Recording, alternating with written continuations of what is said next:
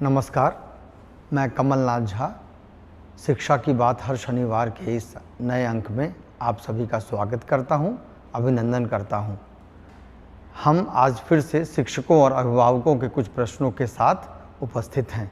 आपके प्रश्नों के उत्तर देने के लिए हमारे साथ डॉक्टर एस सिद्धार्थ, शिक्षा विभाग के अपर मुख्य सचिव उपस्थित हैं। मैं आपका स्वागत करता हूं, अभिनंदन करता हूं सर। एक शिक्षक ने पूछा है, दरअसल ये ट्रांसफ़र के संबंध में है, कि हमसे किसी ने फ़ोन पर कहा कि 70,000 रुपये दो और मनचाही जगह पर पोस्टिंग ले लो। हमने तैयारी भी कर ली थी सर, लेकिन आपने ऐसा कौन सा सॉफ्टवेयर बनाया कि खेला हो ही नहीं पाया। सर, जो कभी हुआ नहीं वो कैसे संभव हुआ, बिना पैसे का ट्रांसफ़र हो रहा है सर। देखिए, ट्रांसफ़र प्रक्रिया में जो सॉफ्टवेयर उपयोग किया जा रहा है वो फुली मतलब कोडेड है, और उसमें ना ही डीओ को पता चलेगा, ना ही डीओ के किसी कार्यालय में किसी को पता चलेगा, और ना ही जिस टीचर का ट्रांसफ़र हो रहा है उसको भी जानकारी नहीं होगी कि किस क्रम में पोस्टिंग आएगा और किस क्रम में वहाँ पर उसके स्क्रीन में, डीओ के स्क्रीन में आएगा। केवल डीओ के स्क्रीन में ये केवल आता है कि ये विषय है और ये इनके ऑप्शंस हैं, इसके अलावा कुछ नहीं आता वहाँ पे। इसलिए मैं भी नहीं पता कर पाऊँगा क्योंकि इतना कोडेड है। और अंतिम में जब फाइनली डीएससी के डायरेक्टर प्राइमरी एजुकेशन के पास आएगा तो इसकी फिर समीक्षा की जाएगी कि वास्तव में ये फॉर्मूला के अनुसार करेक्ट है या नहीं है। इसलिए यदि अगर कोई झांसा देता है कि हम आपका करा देंगे तो या तो साइबर ठगी होगा, जैसे अन्य ठगी नहीं होते हैं कि फ़ोन करके पैसा मांगते हैं, ओटीपी मांगते हैं। तो मेरा अपना अनुमान ये कहता है कि इसी प्रकार का कोई ठग है जो फ़ोन करता है। और मैं देखा था एक दो अखबार में भी किसी ने इसका उल्लेख किया था। तो मैं टीचर से ये कहूँगा कि भाई ये आप आराम से रहिए और किसी साइबर ठग या किसी ठगों के से दूर रहें। और 20 तारीख को उससे पहले भी नहीं, 20 तारीख को आपके इनबॉक्स में आपका जो स्कूल कहाँ आवंटित है वो आ जाएगा। और छुट्टियां मना रहे होंगे टीचर, मेरा उम्मीद है, और मैं चाहूँगा कि वे खुशी खुशी अपना छुट्टी मनाएं और इस टेंशन से दूर रहें और ठगों से जो परगला रहे हैं उनसे बचें। एक गोपाल प्रसाद राय शिक्षा सेवक हैं, मध्य विद्यालय महंदीपुर, कोचा धामन, किशनगंज से।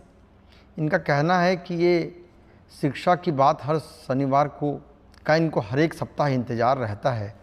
अभी प्रत्येक जिले में छोटे बच्चे तरह तरह की गतिविधियों से गणितीय समझ को विकसित कर रहे हैं। सर, अगर आप समर कैंप में बच्चों को हंसते पढ़ते देखेंगे तो आपको बहुत अच्छा लगेगा। देखिए, मैं किसी एक एक दो समर कैंप में आऊँगा और बड़ा उत्साहजनक इसका परिणाम निकला है कि बच्चे खेलते खेलते समर कैंप में गणित का अभ्यास कर रहे हैं। और ये हर लंबे अवकाश में आयोजित होना चाहिए और इसके अच्छे परिणाम आ रहे हैं। और इसमें एक तो बच्चे की जो कंटिन्यूटी है, लर्निंग कंटिन्यूटी है, वो बनी रहती है, और साथ ही साथ उसका जो पढ़ाने का माध्यम है वो जो रेगुलर स्कूल है से भिन्न है। तो मैं ज़रूर मैं समर कैंप में आऊँगा और मैं देखूँगा जी। एक गृहिणी हैं, नीता गुप्ता नाम है, मर्दाहा टोली पटना की रहने वाली हैं। इनका कहना है, महाशय, मैं एक गरीब परिवार की महिला हूँ। मैंने अपने बेटे का नामांकन माध्यमिक विद्यालय मिर्दाहा टोली पटना में करवाया है एवं हर रोज़ अपने बेटे को नियत समय पर विद्यालय भेजती हूँ, परंतु यह देखकर बहुत ही आहत हूँ कि विद्यालय में पठन पाठन का कार्य नहीं होता है। मेरे बेटे की तरह ही सारे बच्चे कक्षा में बैठकर शिक्षक के आने का इंतज़ार करते रहते हैं, परंतु शिक्षक कार्यालय में बैठकर बातें करते रहते हैं, जिससे मेरा बच्चा घर आकर मुझे ये कहता है कि माँ, मुझे भी नामांकन प्राइवेट विद्यालय में करवा दो। महोदय, मैं डेली समाचार के माध्यम से आपको देखती हूँ और सुनती हूँ, जिससे मुझे विश्वास होता है कि अब सरकारी स्कूल में भी अच्छी पढ़ाई होती है, परंतु अपने बच्चे की स्थिति को देखकर ऐसा लगता है मानो वो एक भ्रम है। मान्यवर, मेरी आपसे विनती है कि आप अपने लेवल पर इस विद्यालय के पठन पाठन की जांच करें ताकि दोषी सामने आ सके। मैं आपकी सदा आभारी रहूँ। देखिए, ये मैसेज मेरे व्हाट्सएप में आया था और मैंने अपने ऑफिसर्स को कहा है इस विद्यालय की जांच करें, और मैंने यह भी कह दिया कि इसके सारे टीचर्स बदल दें। ये भी मैंने कह दिया है कि जो भी टीचर्स यहाँ पढ़ाते हैं पूरे के पूरे बदल दीजिए, और यदि ये बात सत्य निकलती है जांच में तो मैं तो इनको जिला से बाहर निकाल दूंगा। मतलब जो पटना जिला मुख्यालय में बैठे आनंद ले रहे हैं, ये बिल्कुल इस जिले से बाहर चले जाएंगे। तो मैं बिल्कुल स्पष्ट कर दिया हूँ मैंने। ये देखिए, बहुत स्पष्ट है और शिक्षा विभाग का बहुत स्पष्ट निर्देश है कि अगर इस प्रकार की शिकायत आएंगी और आप बैठे स्कूल में केवल गप लड़ाएंगे और टाइम पास करेंगे, तो आप ये कंप्लेंट अगर आ गई और उसकी जांच हो गई, तब तो उस जिले से बाहर चले जाएंगे। मैं प्रखंड और पंचायत की भी बात नहीं करूंगा, मैं सीधे जिले से बाहर कर दूंगा। मुझे बड़ा दुख हुआ जब मैं इस व्हाट्सएप में इस महिला, इस गृहिणी का मैंने मैसेज पढ़ा, और इमीडिएटली मैंने कहा कि सारे टीचर बदल दीजिए। और हम ये टॉलरेट ही नहीं करेंगे कि कोई इस प्रकार का बर्ताव किसी स्कूल में करे। और मैं बहुत बार चेतावनी दे चुका हूँ और बहुत ही स्पष्ट मैंने अपने डीओ को कहा है कि अगर कंप्लेंट आई और कंप्लेंट में सत्यता आई, तो आप यह सुनिश्चित करेंगे कि पटना जिला अगर उसको मुझे ना पड़े तो कोई प्रॉब्लम नहीं होगा। ये अपने को नज़र आएंगे या अपने को कहीं बॉर्डर जिले में नज़र आएंगे। इतनी दूर हम लोग इनका पोस्टिंग कर देंगे, कोई रियायत नहीं हम इनको देंगे। आपको स्कूल में भेजा है, आपको स्कूल में सब सुविधा दी है, आपके घर के स्कूल में, आपके घर के निकट स्कूल में हम लोगों ने पदस्थापन किया है, और उसके बाद अगर आप पढ़ाएंगे नहीं तो फिर ऐसे दूर दराज जाइए जहाँ पे आप पढ़ाने के अलावा आपके पास कोई काम ही नहीं रहेगा। सर, एक राधिका शर्मा हैं, गोपालगंज जिला में शिक्षिका हैं, सिधवलिया प्रखंड एनपीएस बुचिया काली टोला में कार्यरत हैं। इनका कहना है कि महोदय, मेरे साथ एक भीषण दुर्घटना हुई जिस कारण मेरे सीधे पैर के घुटने के सभी लिगामेंट टूट गए और उसके बाद मेरा ऑपरेशन कराया गया। महोदय, मैं 4 जनवरी 2025 से 31 मार्च 2025 तक मेडिकल अवकाश पर रही और इसके भुगतान के संबंध में मुझे किसी प्रकार की सहायता उपलब्ध नहीं करवाई जा रही।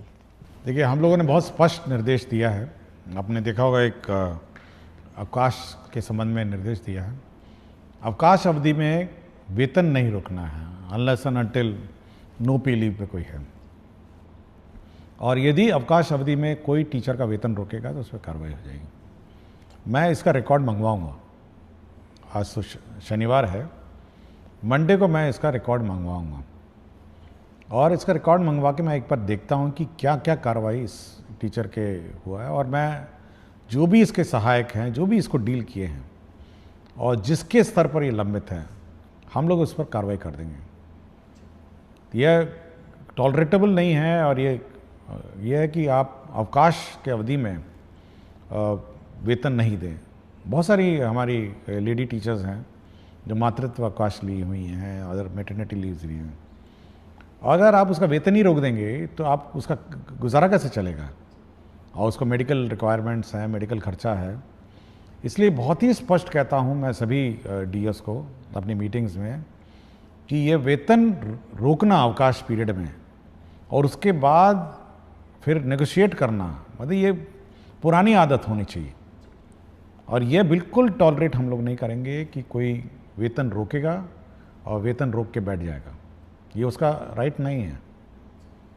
अगर अन्यथा कोई डिपार्टमेंटल प्रोसीडिंग है या अन्य कोई इश्यूज हैं या एब्सेंटिज्म में, बात अलग है, लेकिन अवकाश के चलते आप वेतन नहीं रोक सकते। सर, एक उत्क्रमित उच्च विद्यालय महावला पंचायत ढोबा मिलिक रुपौली पूर्णिया के एक शिक्षक हैं, साइंस टीचर हैं। ये कहते हैं कि respected sir, greetings, I would like to bring to your kind attention that the building of my school has been incomplete for last 5 years. Our school has an enrollment of approximately 700 students, but due to incomplete construction, regular teaching and learning activities are being severely affected. Therefore, I humbly request you to kindly take necessary action. ये बड़ी अच्छी बात है कि 700 बच्चे school में हैं और स्कूल इनकम्प्लीट है, इसको हम लोग ऑन प्रायोरिटी बेसिस हम लोग जो कार्यपालक बनता है उसको हम लोग भेजेंगे ऑन मंडे और इंश्योर करेंगे ये टाइमली अब अनदर 1-2 महीने में इसको कंप्लीट हो जाए, ताकि बच्चे को मतलब भवन का अभाव नहीं हो। और इसी प्रकार हम लोगों ने जो इस साल की कार्य योजना ही बनाई है कि जितने भी इस प्रकार के क्लासरूम के शॉर्टेज वाले रूम्स हैं, रेगुलर क्लासरूम्स हम लोग कंस्ट्रक्शन का सैंक्शन हम लोग इसी महीने सभी कर देंगे कि पूरे राज्य में हमारे क्लासरूम्स, हमारे बाथरूम, टॉयलेट, हमारे वाटर सप्लाई सिस्टम्स, इलेक्ट्रिफिकेशन, ये सारा हम लोग इस महीने पूरे राज्य का सैंक्शन कर देंगे। तो इसलिए जिनके पास है भी नहीं और जिनके यहाँ रूम्स की कमी है, वह इस बात से जानकारी देना चाहूँगा कि वहाँ पर भी हम लोग अब classroom, additional classrooms, toilets, water supply और इलेक्ट्रिफिकेशन ये ऑन प्रायोरिटी बेसिस, और जहाँ जहाँ इंक्रोचमेंट और अन्य इश्यूज़ हैं और बाउंड्री भी हम लोग इस साल निर्माण कराएंगे। Thank you sir. सर एक सर मधवापुर प्रखंड है मधुबनी ज़िले के, वहाँ के एक सिटीज़न हैं, वो एक सवाल रख रहे हैं कि हमारे प्रखंड में टोला सेवक एवं मरकज़ सेवक की कई सीटें रिक्त हैं, परंतु इसके बावजूद एक भी सीट जारी नहीं की गई है कि शिक्षा व्यवस्था एवं नियोजन प्रक्रिया के पारदर्शिता के विपरीत प्रतीत होता है। जानकारी प्राप्त हो रही है कि कुछ अधिकारियों द्वारा गलत तरीके से शून्य सीट की रिपोर्ट विभाग को भेज दी गई है, जिससे योग्य अभ्यर्थियों के अवसर बाधित हो रहे हैं। आपसे निवेदन है कि इस संबंध। देखिए, तालमी मरकज़ और जो टोला सेवक हैं, जो इन दोनों की बहाली हो रही है और एक डेडलाइन फिक्स्ड है। हम लोग देखिए, बहुत सारे माननीय उच्च न्यायालय में भी वाद लंबित हैं। हम लोगों ने ये कहा है कि जहाँ जहाँ उच्च न्यायालय में वाद लंबित नहीं है वहाँ की बहाली करें, और जहाँ पर माननीय उच्च न्यायालय में वाद लंबित है उनका जैसे जैसे निपटारा होगा हम लोग बहाली करेंगे। इनका क्या मामला है ये मुझे देखना पड़ेगा, और मैं अगला सप्ताह इसको देख लूँगा कि ये वास्तव में माननीय उच्च न्यायालय में ये वाद लंबित हैं या कोई अन्य जैसे बता रहे हैं। इसको मैं रिजॉल्व अगले सप्ताह इसको कर दूँ। सर एक विजय कृष्ण त्रिपाठी हैं, ये विशिष्ट शिक्षक हैं संस्कृत के, नगर पंचायत माध्यमिक शिक्षक, राज्यकृत उच्चतर माध्यमिक विद्यालय मशरक के हैं, सारण बिहार से। इनका कहना है कि आदरणीय अपर मुख्य सचिव शिक्षा विभाग बिहार सरकार को मेरा सादर प्रणाम। मेरा कहना है कि इस शिक्षा कोष पर विशिष्ट शिक्षकों हेतु क्षतिपूर्ति अवकाश का विकल्प नहीं दिया गया है, जबकि नियमित विद्यालय के अध्यापकों को क्षतिपूर्ति अवकाश का विकल्प दिया गया है। ये इस संबंध में क्यों भेदभाव किया गया, इसके संबंध में? नहीं, ऐसा कोई भेदभाव नहीं है। और जितने भी सरकारी शिक्षक हैं, विशिष्ट शिक्षक हों, TRE 1, TRE 2, TRE 3 और जो पुराने शिक्षक हैं, सभी को अवकाश एक ही मापदंड है, ये अलग अलग मापदंड नहीं है। और मेरे ख्याल से एक बार फिर मैं अनुरोध करूंगा शिक्षक से कि अपना वेबसाइट में एक बार फिर चेक कर लेंगे। सारे अवकाश जो अन्य टीचरों के लिए अलाउड है वह इनको भी अलाउड है। केवल आपका नियोजित जो पुराने पंचायत स्तरीय है जो टीचर हैं, वो वैसे भी इस शिक्षा कोष में मतलब वह भी उनकी निकाय जो है वो स्थानीय निकाय है जो अवकाश देती है। बट सरकारी शिक्षक जो हैं उनकी अवकाश तालिका एक साथ है, एक ही बराबर है, अलग अलग नहीं। सर एक सोनू मिश्रा हैं, ये विशिष्ट शिक्षक हैं, इनका कहना है कि सर आपके द्वारा शिक्षा की बात हर शनिवार कार्यक्रम के माध्यम से शिक्षकों की कई सारी समस्याओं का समाधान किया जा रहा है, जिसके लिए बिहार के तमाम शिक्षक आपके प्रति कृतज्ञ हैं।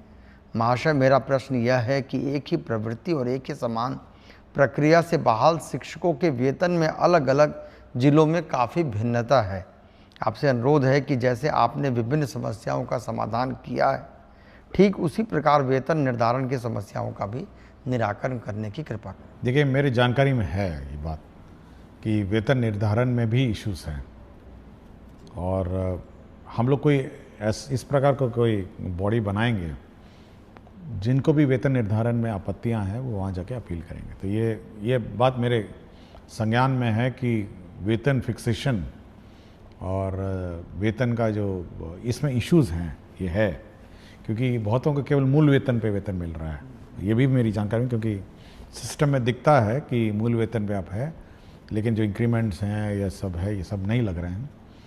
तो इसको हम लोग जैसे ही ये लोग टीचर्स ज्वाइन करेंगे अवकाश के बाद, और नए कुछ लोग तो नए स्कूलों में ज्वाइन करेंगे, एक बार इसको हम लोग फिर रिजॉल्व करने की कोशिश करेंगे। अब अभी हम लोग की जो ताबड़तोड़ व्यवस्था है वो ये है कि कम से कम लोगों का वेतन शुरू हो जाए। किसी का प्रान नंबर गलत हो रहा है, किसी का आधार मैपिंग गलत हो रहा है, और ये सब बहुत अभी इश्यूज़ अभी भी हैं, और सक्षमता के साथ इश्यूज़ हैं, TRE1 के साथ इश्यूज़ हैं, किसी ने कुछ प्राण भर दिया, किसी का कुछ प्राण है। तो ये अभी फायर फाइटिंग इसी में चल रही है। तो एक बार ये सेटल डाउन हो जाएगा तो हम इस बात का रिकैलकुलेट कराएंगे हर टीचर का कि उसका वेतन निर्धारण एग्जैक्टली करेक्ट हुआ है, उसमें क्या त्रुटियां हैं, और सुधार करके फिर उसका जो भी अरियर बनेगा हम लोग भुगतान कर देंगे। जी सर। सर, एक धीरज कुमार हैं, ये शिक्षक हैं, ये कह रहे हैं कि शिक्षा की बात हर शनिवार में आप अपनी कीमती समय निकाल कर हमारी समस्याओं को गंभीरतापूर्वक सुनकर उसका समाधान करते हैं, इसके लिए बहुत बहुत धन्यवाद है। इनका कहना है कि इनका EPF की राशि वेतन मद से कटौती की गई है, परंतु EPF अकाउंट में जमा नहीं हुआ है। देखिए, मेरा समय इतना कीमती नहीं है जितना शिक्षक का समय कीमती है, मैं ये मानता हूँ। देखिए, शिक्षक का समय इसीलिए कीमती है कि वो जब समय अपने स्टूडेंट्स को देता है, जो भी देता है या जो अपना समय देती हैं, तो उसका कैरियर और उसका भविष्य बनाती है। तो बहुत टीचर का समय बहुत कीमती है, और ये मैं मानता हूँ। और जो पुराने क्वेश्चंस में मैंने देखा कि व्यर्थ में बैठे रहते हैं, तो बड़ा बड़ा दुख होता है ये सब सुन के। तो मेरा इसलिए हमेशा मैं मानता हूँ कि टीचर का समय सबसे कीमती है, उसको स्कूल में बिताना चाहिए और स्कूल में उसको पढ़ाना चाहिए। जहाँ तक EPF की बात है, मैं वो जैसे पिछले प्रश्न में मैंने आपको कहा, एक बार ये फाइनली एक बार सेटल डाउन हो जाए तो पुराने जो विशिष्ट शिक्षक शायद EPF वाले थे, तो हम लोग ये रिकैलकुलेट करेंगे कि EPF में कितना बकाया है, और ये इंश्योर करेंगे कि मतलब इसी महीने कम से कम EPF क्योंकि प्रक्रिया है, तो इसी महीने कम से कम EPF का हम लोग सुनिश्चित करेंगे कि EPF की कटौती अपने अपने अकाउंट्स में चली जाए। सर, एक झूमी कुमारी शिक्षिका है उत्क्रमित मध्य विद्यालय मर्धन डांगी, प्रखंड दिघल बैंक, जिला किशनगंज की। ये सर, ये आपकी बहुत बड़ी फ़ैन हैं। महोदय, मैं उत्क्रमित मध्य विद्यालय मर्धन डांगी, प्रखंड दिघल बैंक, जिला किशनगंज की शिक्षिका हूँ। महाशय, एक अनुरोध कर रही हूँ कि जिस प्रकार बच्चों को पोशाक की सुविधा उपलब्ध कराई जा रही है, उसी प्रकार बच्चों को जूता एवं टाई की सुविधा होने से ग्रामीण क्षेत्र के बच्चों के लिए वरदान साबित होता है। महोदय, अपने स्तर से व्याप्त भ्रष्टाचार और लाभी को समाप्त करने का कदम उठाया है आपने, आपको बहुत धन्यवाद कह रहे हैं सर। और इसी प्रकार का एक सवाल सर, जितेंद्र नारायण शार्दुल हैं, ये उत्क्रमित मध्य विद्यालय के शिक्षक हैं। ये इनका कहना है कि इनको स्पोर्ट्स ड्रेस के लिए ये मांग रख रहे हैं, जिसमें लड़कियों के लिए अगर स्कर्ट की सुविधा होती है, जो स्पोर्ट्स खेलने वगैरह में सुविधा होगी, जिसे बच्चे बैगलेस डे के दिन उपयोग कर सकते हैं। इस तरह की मांग सर ये दोनों शिक्षकों ने रखी। देखिए, प्राइवेट स्कूल में तो कुछ प्राइवेट स्कूल टाई और जूता पहन के आने को कहते हैं, और उसमें अभिभावक का ही खर्चा होता है। देखिए, हर चीज़ के पीछे राशि की उपलब्धता भी इश्यूज़ है। हमारे यहाँ करीब 2 करोड़ बच्चे हैं, मोटा मोटी 2 करोड़ बच्चे हैं, और जूता, सॉक्स और मोज़ा भी है, मोज़ा, टोपी और टाई, इसका हम लोगों ने हिसाब किताब लगाया था एक बार। इतनी बड़ी राशि हो गई थी कि हम लोग थोड़ा सोचे कि इस पर बाद में विचार किया जाएगा। और मैं कभी कभी फ़ोटो भी देखता हूँ बहुत सारे स्कूल्स में कि अभिभावक ने अपने आप ही, सब लोगों ने खरीद के, टाई खरीद के बच्चों को दिया है, कुछ लोग जूते में भी आते हैं, और मैं लड़कियों को देखता हूँ कभी कभी कुछ स्कार्फ भी पहनी हुई हैं। और विभिन्न स्कूलों ने अपने अपने परिवर्तन और अपने किया है, और हो सकता है इस पर तो अभिभावक पर काफ़ी बोझ पड़ता होगा। लेकिन अभी क्योंकि टोटल अलॉटमेंट अगर आप देखेंगे इस राज्य में 1/5 एक पाँच का भाग का बजट जो है केवल शिक्षा विभाग में व्यय होता है। और इतना बड़ा बजट व्यय होने के बावजूद भी फिर जब हम लोग ये कैलकुलेट करते हैं तो ये और उसको आकार और बड़ा कर देता है। तो भविष्य में सोचेंगे, बट ये अच्छा विचार है। जहाँ तक स्पोर्ट्स के लिए टी शर्ट और अन्य की बात है, तो हम लोग पहले शुरुआत ये करेंगे कि जो बच्चे स्पोर्ट्स में अब रुचि रखेंगे, जो बच्चे स्पोर्ट्स में मतलब रुचि रखेंगे, उनको सीमित रूप में, मतलब लिमिटेड, हम लोग कोशिश करेंगे। क्योंकि अभी हाल में आपने देखा होगा जो स्कूलों में स्पोर्ट्स इवेंट हुआ था, तो टी शर्ट भी जो विनर्स हैं उनको मिली थी। तो कुछ सेलेक्टेड जो आउटस्टैंडिंग स्पोर्ट्स मैन और वुमेन है, जो बच्चे हैं, तो उनको टी शर्ट की व्यवस्था करने की कोशिश करेंगे। हरिप्रसाद नायक हैं अरनामा वासुदेवपुर लोकहा मधुबनी की।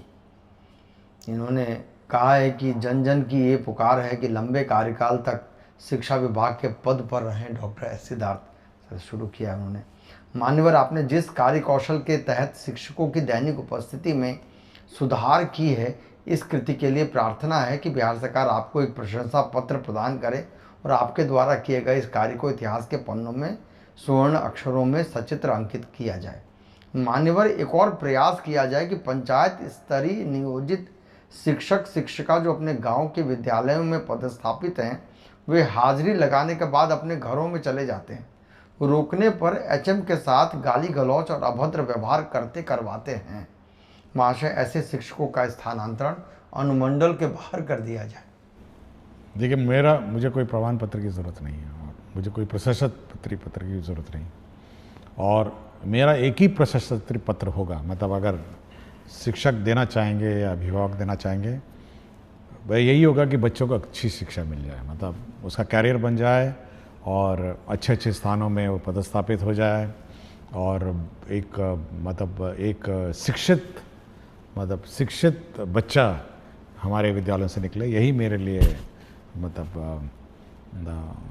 मेडल कहिए, प्रशस्ति पत्र कहिए, और मेरे एफर्ट्स को अप्रिशिएट करने का एक ही माध्यम है कि बच्चा पढ़ के अच्छा पढ़ाई करके निकले, अच्छा एक शिक्षित सिविल समाज में वो बिहेव करे, ट्रैफिक रूल फॉलो करे, क्यू में खड़ा हो, एक डिसिप्लिन नागरिक के रूप में वो इस विद्या का जो मंदिर है वहाँ से निकले। तो मेरा एक ही उद्देश्य है, और यदि कोई टीचर और अभिभावक सोचते हैं कि हमको मेडल मिले, तो यही मेरा मेडल है कि बच्चा इस विद्या का मंदिर में पढ़ाई करके निकले।